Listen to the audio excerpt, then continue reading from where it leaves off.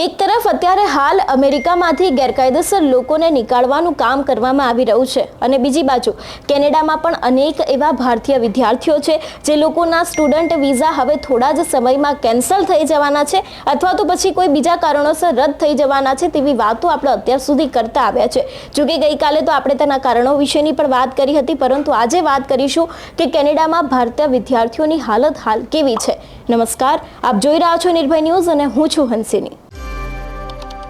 ગુજરાતીઓ સહિત ભારતીય લોકો માટે જો કોઈ અત્યારે હાલ ભણવા જવા માટેનો પ્રાયોરિટી દેશ હોય તો એ છે કેનેડા। એવું એટલા માટે પણ કહેવામાં આવી રહ્યું છે કારણ કે અત્યાર સુધી જેટલા પણ લોકો ત્યાં ગયા છે તે લોકો એક જ સપનું લઈને ગયા છે કે અમે લોકો ત્યાં ભણીશું, તે બાદ અમારી લાઈફને સેટ કરી દઈશું અને જે તે લોકો હશે અમારી સાથેના એ લોકોને પણ અમે એક બાદ એક કેનેડા લઈ આવીશું। એટલે જે પ્રમાણે છેલ્લા 5 વર્ષથી કેનેડા જવાનો જે અલગ ક્રેઝ ચાલી રહ્યો છે એમાં પણ હવે ક્યાંક વળાંક આવ્યો હોય એવું પણ કહી શકાય છે। આવું એટલા માટે પણ કહેવામાં આવી રહ્યું છે કારણ કે કેનેડામાં જેટલા પણ લોકો પહેલા જતા હતા તે જ લોકોની વિઝા એપ્લિકેશન્સમાં હવે સૌથી મોટો ઘટાડો થયો છે। જેટલા પણ લોકો સાથેની વાતચીત કરવામાં આવે અથવા તો પછી જેટલા લોકોને અત્યારે હાલ વિઝા એપ્લિકેશન્સ છે તે સરળતાથી મળી પણ જાય છે કારણ કે હવે કેનેડા જવાનો જે દર છે તે ક્યાંક ભારતથી ઘટી રહ્યો હોય એવું પણ સામે આવી રહ્યું છે અને આની પાછળના કારણો ઘણા બધા છે। ખાસ કરીને ઇમિગ્રેશનને લઈને નિયમો બદલાયા અને ઇમિગ્રેશનને લઈને જેવી રીતે નિયમો બદલાયા છે એવી જ રીતે ત્યાંના જેટલા પણ સ્ટુડન્ટ છે, ખાસ કરીને ભારતીય સ્ટુડન્ટ છે તે દરેક લોકો ઉપર એક નવું જોખમ ટોળાયું છે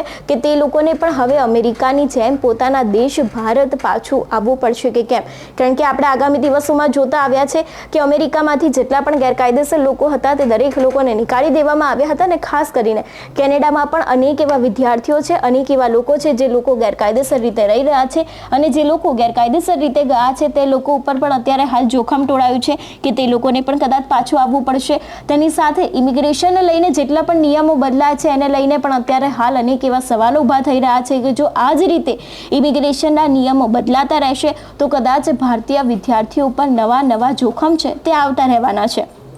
જે પ્રમાણે આ વખતે ઇમિગ્રેશનનો નિયમ બદલાયો એના જ કારણે લગભગ 7,000 ભારતીયના સ્ટુડન્ટ વિઝા છે તે રદ થવાની સંભાવના છે। એટલે તે લોકોને તો લગભગ ભારત પાછું આવવું જ પડશે જો તે લોકોના સ્ટુડન્ટ વિઝા રદ થઈ ગયા તો, પરંતુ તેની સાથે જો આવી જ રીતે ઇમિગ્રેશનના નિયમો છે તે દિવસે ને દિવસે બદલાતા રહેશે તો લગભગ ત્યાં જેટલા પણ ગુજરાતીઓ સહિત ભારતીય લોકો રહી રહ્યા છે તે લોકો ઉપર પણ મસ્ત મોટું જોખમ આવી શકે છે। એટલે ક્યાંક હવે ટ્રમ્પની જેમ અમેરિકાની જેમ જ કેનેડા છે તે પણ ભારતીય વિદ્યાર્થીઓને પોતાના વતન ભારત મોકલવાના કામની શરૂઆત કરી દીધી હોય એવું પણ લાગી રહ્યું છે। જો કે હવે આગામી દિવસોમાં જ્યારથી ટ્રુડોની સરકાર ગઈ છે ત્યારથી ત્યાંના પીએમ કોણ બનશે તે એક ચર્ચાનો વિષય રહ્યો છે ને જે પ્રમાણે પીએમ બનશે તો તેમનું ભારત પ્રત્યેનું વલણ કેવું રહેશે તે એક ખાસ મહત્વની વાત છે કારણ કે જો તેમને પણ ટ્રુડો સરકારની જેમ જ ભારતીયો સાથેનું વલણ રાખ્યું તો કદાચ ત્યાં ભારતીયોને રહેવું હજી પણ વધારે અઘરું બની શકે છે। પરંતુ જે તે નવા પ્રધાનમંત્રી આવે છે તેમનું ભારત સાથેનું વલણ કેવું રહેશે અને ખાસ કરીને ભારતીય વિદ્યાર્થીઓ સાથેનું વલણ કેવું રહેશે